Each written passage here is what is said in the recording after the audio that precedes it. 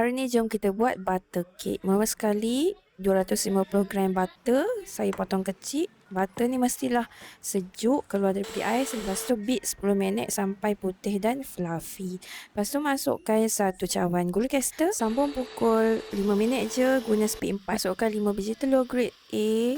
Pukul selama 5 minit juga dan menggunakan speed 2. Okay. Lepas tu sambung. Masukkan bahan air dan juga setengah cawan buttermilk dan juga satu sudu besar asam vanila.